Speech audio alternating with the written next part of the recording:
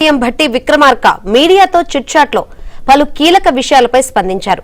BRS ప్రభుత్వం budget లో 17,700 కోట్ల రూపాయలను దళిత బంధుకు కేటాయించి ఒక్క రూపాయి కూడా విడుదల చేయకుండా నిర్లక్ష్యంగా వ్యవహరించిందని డిప్యూటీ సీఎం భట్టి విక్రమార్క విమర్శించారు. ఈ బడ్జెట్ లో దళిత బంధు ప్రస్తావించలేదని కేసీఆర్ మాట్లాడడంపై నవ్వాలో ఏడవాలో అర్థం కావడం లేదంటూ ఆయన వ్యాఖ్యానించారు. ఎస్సీ ఎస్టీ సప్లాన్ నిధులను గత ప్రభుత్వం మాదిరిగా డైవర్ట్ చేయబోమని, బ్యాక్లాగ్ నిధులను కూడా కలుపుకొని దళిత గిరిజనులకు ఎస్సీ ఎస్టీ సప్లాన్ నిధులను పూర్తి స్థాయిలో ఖర్చు పెడతామని భట్టి హామీ ఇచ్చారు. కాంగ్రెస్ పార్టీ ఆధ్వర్యంలో ఏర్పడిన ఇందిరమ్మ రాజ్యంలోని ప్రజా ప్రభుత్వం సంక్షేమం అభివృద్ధికి సమభాగంలో నిధులు వెచ్చిస్తూ ముందుకు తీసుకువెళ్తున్నామని భట్టి తెలిపారు. హైదరాబాద్ మౌలిక వసతుల కల్పనకు ఎన్నడూ లేని విధంగా ఈ బడ్జెట్ లో 10,000 కోట్ల రూపాయలు కేటాయించినట్లు ఆయన స్పష్టం చేశారు.